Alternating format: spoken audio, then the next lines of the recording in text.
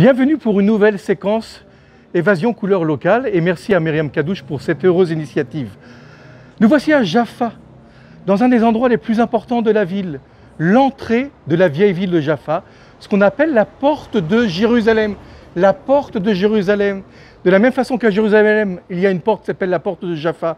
Pour ceux qui venaient de Jaffa vers Jérusalem, il y a à Jaffa une porte qui s'appelle la porte de Jérusalem.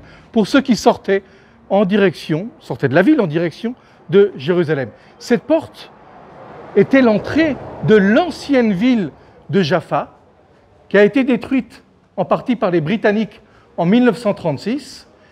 Et lorsqu'on rentrait par cette porte, on arrivait dans cette cour qui donne dans la ville. Seulement voilà, les Ottomans avaient bâti un piège cruel ici. Car comme vous le savez, la porte est l'endroit le plus sensible, le plus névralgique. Chaque envahisseur sait que lorsqu'on détruit la porte, on rentre dans la ville et le carnage peut débuter.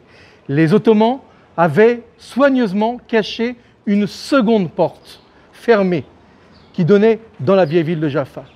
Lorsque les soldats, les envahisseurs, des barbares arrivaient ici, ils étaient pris au piège dans cette cour, ils ne pouvaient avancer car une porte les coinçait, et en haut, les soldats ottomans, près des fenêtres, commençaient à les abattre un par un.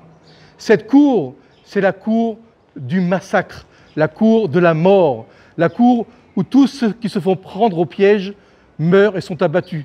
Comme c'est arrivé aussi pour Napoléon lorsqu'il est venu en 1799 et a commencé à attaquer la ville de Jaffa. De nombreux soldats français sont morts ici, là où je me trouve. La porte de Jérusalem, un piège cruel qui se referme contre tous ceux qui avaient l'illusion de pouvoir conquérir Jaffa facilement.